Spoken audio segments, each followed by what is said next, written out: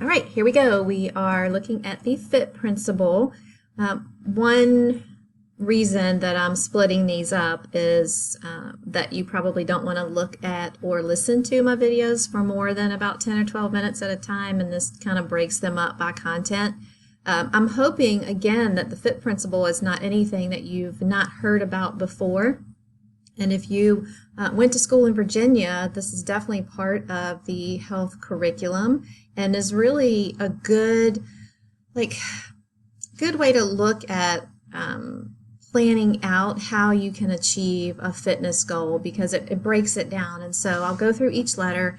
The F is for frequency, so really thinking about how often do you need to exercise or work on this component based on your goal. If we're thinking about cardiovascular endurance, then you can do cardio work every day of the week. And in fact, for most people, it is recommended, especially for children, that they get 50 to 60 minutes of that moderate, meaning elevate their heart rate, moderate to vigorous physical activity on most or almost every day of the week.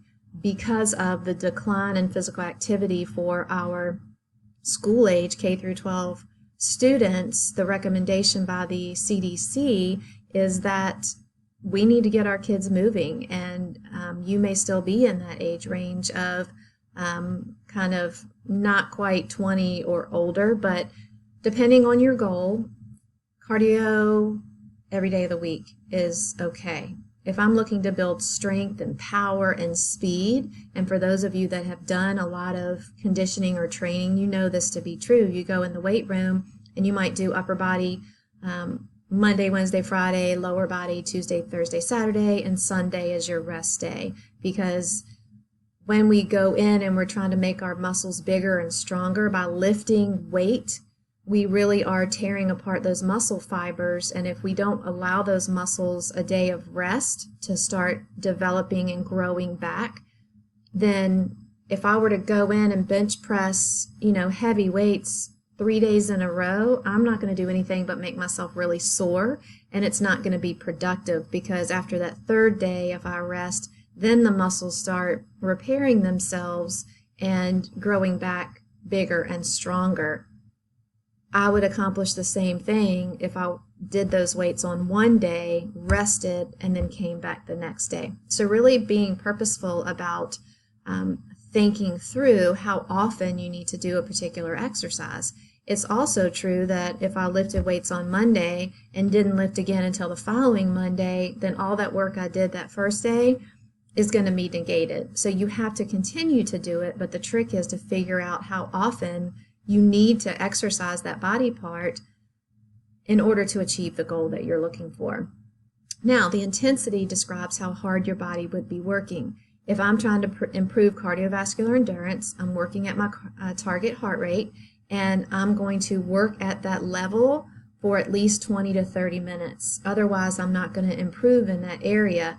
If I go out and I did 10 sets of sprints, then I am jacking my heart rate way up for a short amount of time, and that's not necessarily going to improve cardiovascular endurance. What that's going to do is train my heart to perform very well for that short period of time, similar to if I'm trying to lift weights, or I'm trying to do, and I'll go back to the shot put discus, things where I have to perform and exert a lot of force, or if you do triple jump, long jump, high jump, javelin, each of those things require you to perform to your best ability for a short amount of time. All right, so frequency is how often, intensity, how hard do you push yourself, and then time, how long do you spend doing that activity.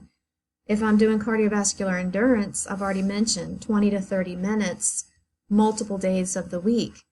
I don't need to go in if I'm lifting weights and just do the bench press or squats, whatever it is, for hours and hours and hours. You go in and based on the goal you're trying to achieve, you lift those weights for, let's say, 3 sets of 15, and then you might go do something else that works upper body. So you need to think through, and you're going to be in the gym for an extended period of time, but you are going to take a break in between each of those sets or those repetitions. So think through, what is my goal? How am I going to achieve that goal? And how do you be smart about it and efficient? And then type, I keep talking about cardio or strength. Make sure the type of activity that you do matches your goal. If I'm trying to get stronger, going out and walking or jogging 2 or 3 miles every day is not going to make my legs stronger or my arms stronger. What that's going to do is that's going to make my heart stronger and my lungs stronger and my body able to more efficiently process oxygen and get the oxygen in the blood to those muscles so that it can perform that activity. If I want to get better at tennis, I'm not going to go out and shoot basketball. So it makes sense to, if I'm working on upper body, doing lunges is great for my body and for my legs and for muscular strength, but it isn't going to allow me to do more pull-ups. So thinking about developing that goal for yourself based on your physical fitness assessments that, again, we'll look at a little bit later, and then use this FITT principle. Think about frequency, how often, intensity, how hard do you push yourself, the time, how long do I spend working on that particular area, and then the type. Make sure that the exercises that you do, the training that you are going to work on is going to help you achieve your goal. All right, so it's really important, and that's, I feel like it's a fairly simplistic way to explain, and I feel like most of you, based on your history and what I know, the little bit I know about you and your activity levels, a lot of you know this already, but if you're going to help others understand how they're going to reach a goal, this is a great starting point for them without getting in so deep that they completely lose the meaning behind the conversation. If I'm going to sit down with a young person in middle school and I'm going to start talking about like lactic threshold and glucose and all of these different types of things that ATP, different scientific technical terms, I'm trying to motivate a young person to want to be active or to reach a fitness goal.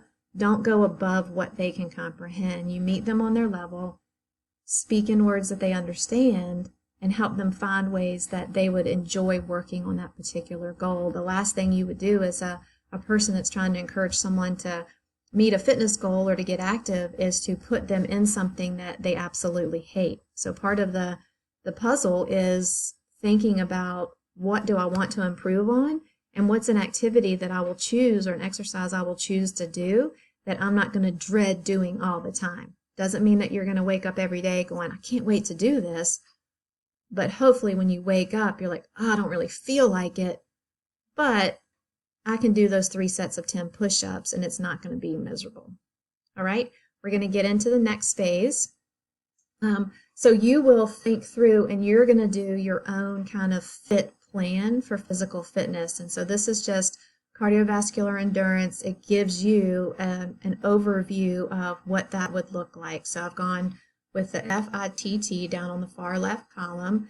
And then we've got aerobic, flexibility, muscular endurance, muscular strength, body composition. So thinking about, depending on my goal, so if my goal is cardiovascular endurance, then I would look at the left-hand column. So frequency 3 to 5 times a week, 60 to 90% of my maximum heart rate, which would be my target heart rate, 15 to 60 minutes, more like 20, but if you're a beginner, you can start off with 15. It needs to be progressive, meaning that I may start off, if I'm brand new to this, I'm only going to go about 15 minutes. But I'm not, towards the end of my program, if I'm going to be working out for a month, hopefully by the end of week 2, I can bump that up to 20 or 25. And then by the end, I'm moving up to 35 or 40. If I'm already in fairly good cardiovascular shape, maybe I can do 30 minutes and not get overtired and have to stop. So I'll start at 30 for the first week and then bump it up as I'm able to and continue to be successful. The other piece is not setting a goal that's unrealistic, that again makes you not want to continue to work on that. And there are just the types, some different activities that I've listed. Same thing with flexibility, muscular endurance. Think about your goal, think about this principle, and then you'll map out a plan for yourself that you will show progression over time. And that's really important, so that if I say, again, I'm going to do 2 sets of 10 reps at this weight, by the end, if I'm working on strength, I shouldn't still be doing 2 sets of 10 reps the same exact weight. Somewhere in the middle, I might do 2 sets of 10 reps, increasing my weight that I'm lifting, and then by the end, maybe I'm doing 3 sets of 12 with even higher weight. So being purposeful, thinking that through. Let me go to the next slide.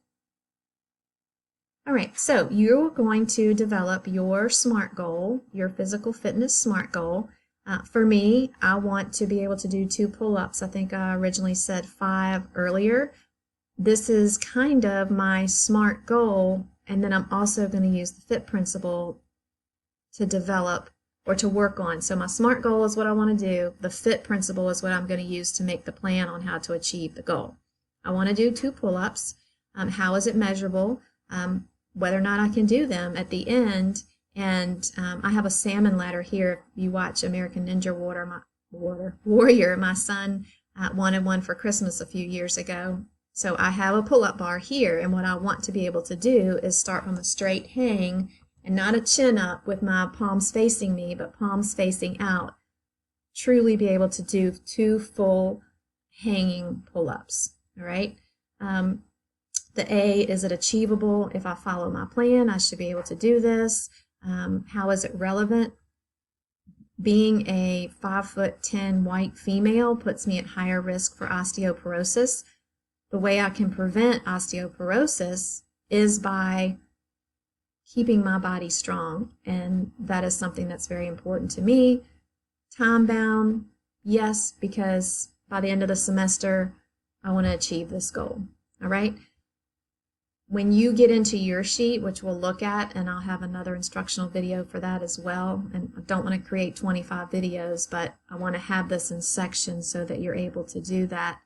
We'll walk through what that document should look like. All right? Frequency, intensity, time, and type. Here is my FITT principle for my goal of doing 2 pull-ups. So my frequency, 3 to 5 times a week. Intensity, 10 to 5 reps times 2 to 3 sets, and increase that by 2 to 3 reps per week as possible. Time, no more than 30 minutes. Limit the rest in between. And then the different types of activities that I'll do: push-ups, reverse pull-ups.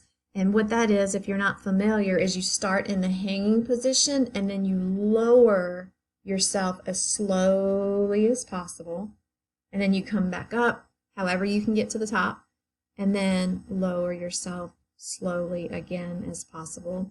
And then I will also attempt to do pull-ups at the end of each week. So you've seen my SMART goal, and now you've seen how I've used the FITT principle to develop my plan of action to achieve the goal. All right.